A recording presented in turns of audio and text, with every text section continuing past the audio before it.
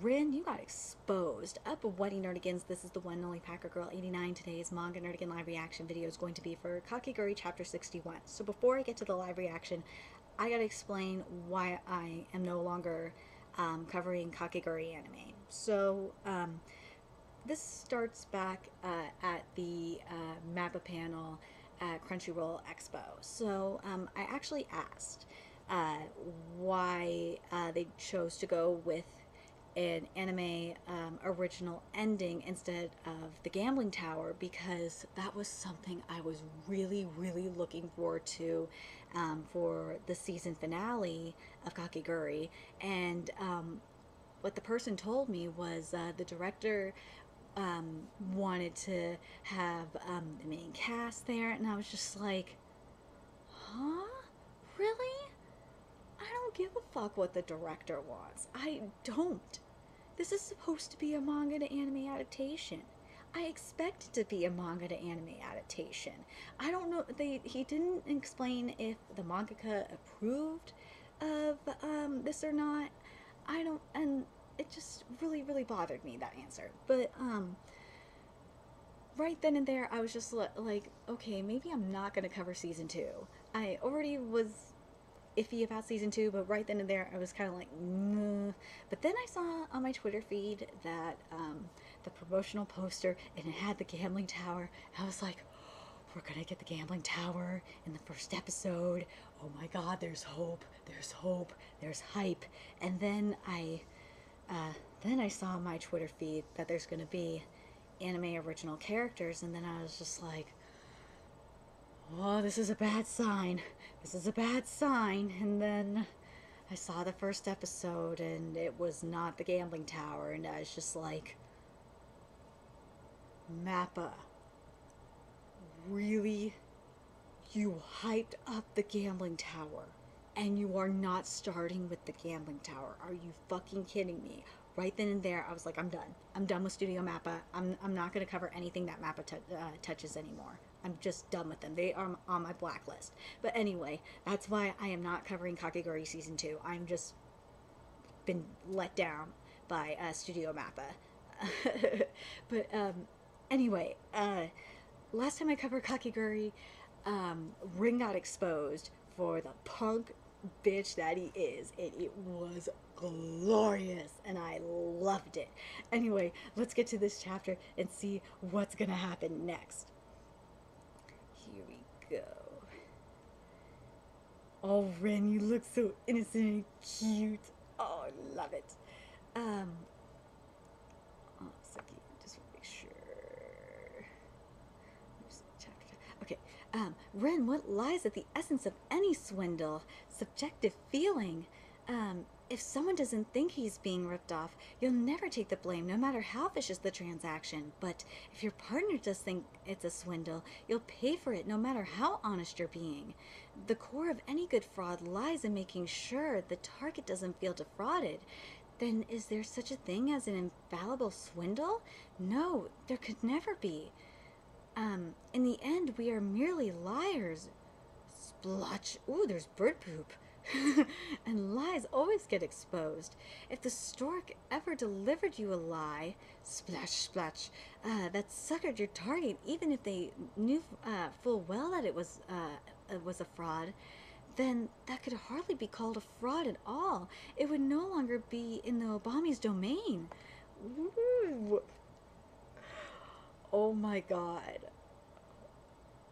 Kawamoto, this writing right now is life. And also, Nomura, I love what you're doing with Rin's art. And I love the analogy here that we're seeing in the art. It is beautiful, and it's brilliant, and it's disgusting. And this chapter is titled Despising Girl. Midori, 290 million yen. Aruka, 190 million yen. Anzu, 290 million yen. That's how much all of you are down. What are you going to do now? Eep! No way. Hang on one sec. Don't let Rurika deceive you here. She's clearly trying to trick you with... Ooh, they are pissed. Ah, yes. In their minds, it's already been framed as Rin Obami deceiving them. There won't be any more trickery now, not at this point. Here's a word of advice. All of you attack Rin and, Ibarra. Huh? I will do nothing but defend now. If you want to be saved, take on some risk. She's getting all three of them on me. What is Ririka after? If they all attack, all I have to do is defend. With the 30 times multiplier, that alone earns me 900 points. It's the same deal with Ibarra. It's impossible to put us in the lost column. In that case, there's only one explanation. What? Us? Attack? Rurika's trying to devour them whole, all three of them at once. This panel. Namura. Oh my god, this panel. Like, Rurika looks fierce right now. Oh my god. First, she makes me and Ibarra defend. Then that trio decides to put down their guards and attack. If Rurika attacks them at that point, then she'll be alone at the top. So turn 6, like the plus 15, then you got the plus 1, then the plus 61, and then the turn 7, it goes to plus 12, 15, plus 901, plus 961. Ooh, Rurika took advantage of my own swindle. Yes. Oh, sorry, let me... I fucked up right here. She upped the rate by 30 because 3 times wouldn't be high enough because it would have otherwise it would have been plus 15 in turn 6 would have been plus 135 in turn 7 plus 1 would have been plus 91 plus 61 would have been plus 151. Rurika took advantage of my own swindle and now she's trying to win herself just like that girl did long ago. What are you doing, Kirari? Whoa, are you trying to take 2 cards? She noticed how I was cheating, and now she's gonna, expose it to everyone else? It's written all over your face, Rin. In the end, I won. Kirari never did expose by cheating, and thus the, hierarchy was set in stone. Ever since Kirari Mobami, I fucked this up, hold on a second. And thus the hierarchy was set in stone, etched in, indelibly, oh my god, my wordings, etched indelibly within my mind. Ever since Kirari Momobami has implanted this complex into my mind, as heir to the Obami family's fortune, as someone who wants to rule the entire Momobami clan, I shouldn't have anyone stand above me, but here we are. And I love that the bird shit is just like continuing, or I should say, the stork shit is continuing, that theme is continuing here. Every night I am struck by pangs of inferiority. Am I just an average talent in the end? Are my dreams of ruling the family doomed to remain dreams? The anxiety, the unease, the trauma that never goes away. I need to treat this malady to, I need to treat this malady. To me, this election was joyous news. Now it's time to prove it to the world. Prove that I'm the one looking down upon you. Ooh. Poor Rin. Like, I feel bad for him, but sorry, Rin. Even though you are adorable, you are a piece of shit.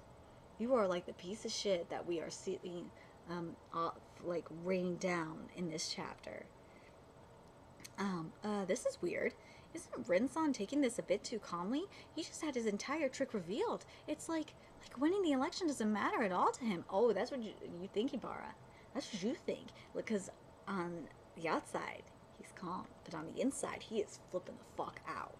In a way, I suppose the scum coin system was his way to ridicule the entire election setup. In that game with Karari before, too. But what about this game, then? Winning should mean enough to him here, but Rin-san's aims might be elsewhere. A request from Rin-san. Request to B. Attack nation C, D, E, F from A. Attack Rurika and the other three. An all-out strike. He thinks they'll all attack, and that trio may, but what about Rurika? Rin-san, I'm not too sure. Ooh, look at that evil face on Rin. Ooh, Rin is mad. Look at Ibarra. He is freaked, and I don't blame him, because Rin gave him the stink eye.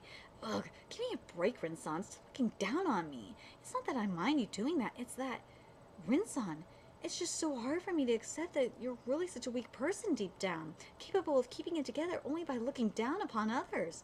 Well, that's the truth. All moves are locked in place. Time to kick off. Turn number 7. So turn number 7 is going to determine everything. Turn number 7 is the do or die turn. Oh, yes, it is. It's going to determine who's going to win this. And it's going to be very interesting. I hate that we have to wait next month. Oh. But, this chapter was beautiful. I really enjoyed the analogies in this chapter. I really enjoyed seeing Rin's inner turmoil.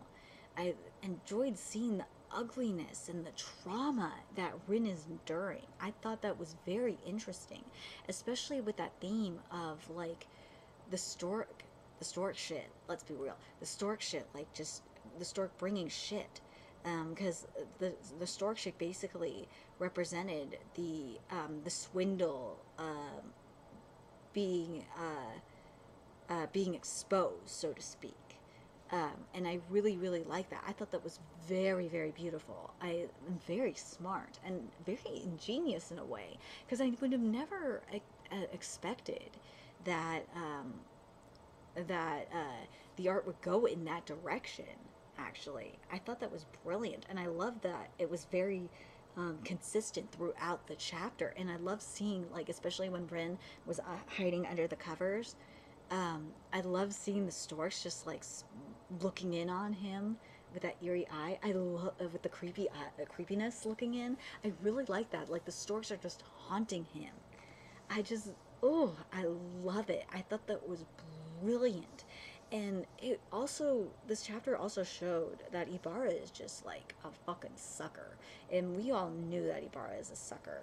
And this also really exposed Rin in multiple ways, including that what Rin, his goal is, including what Rin's goal is. And we kind of knew that what Rin's true nature is.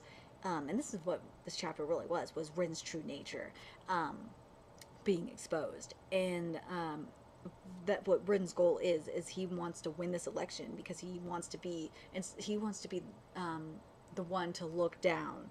He wants to look down on others. He wants to be able to do that. And because of oh my gosh, Kirari, and her exposing his ass, that's he wasn't able to do that, and now he's reliving it